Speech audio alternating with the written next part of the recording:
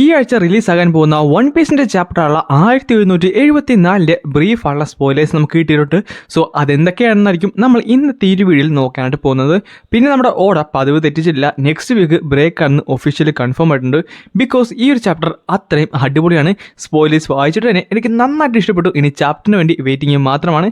ഈ ചാപ്റ്റർ ഇറങ്ങാൻ നേരത്തെ തന്നെ ഞാനത് നിങ്ങൾക്ക് വേണ്ടി എക്സ്പ്ലെയിൻ ചെയ്യുന്നതായിരിക്കും. സോ ഒന്നും മിസ്സാക്കാതിരിക്കാൻ വേണ്ടി നമ്മുടെ പേജ് ഇപ്പോൾ തന്നെ ഒന്ന് സബ്സ്ക്രൈബ് ചെയ്ത് വെക്കാൻ മറക്കണ്ട. പിന്നെ ഇതുപോലത്തെ ഇൻട്രസ്റ്റിംഗ് ആയുള്ള വീഡിയോസിനെ പേജ് ഇപ്പോൾ തന്നെ ലൈക്ക് ചെയ്യാനും നിങ്ങളുടെ കൂട്ടുകാർക്ക് ഷെയർ ചെയ്യാനും മറക്കണ്ട.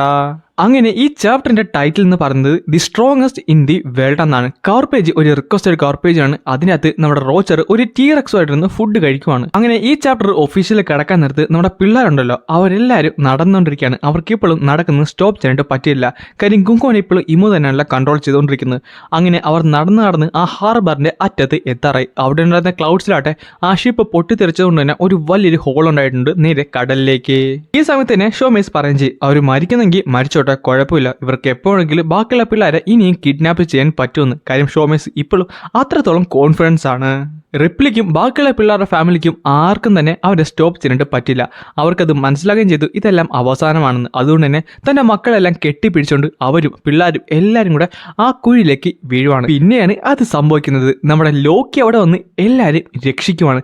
കാര്യം ലോക്കി മാസീവുള്ള ഒരു ബ്ലാക്ക് ഡ്രാഗനായിട്ട് ട്രാൻസ്ഫോം ചെയ്തിട്ടുണ്ട്. അവരെ എല്ലാവരും ഗ്രാബ് ചെയ്തുകൊണ്ട് ലോക്കി രക്ഷിക്കുവാണ്.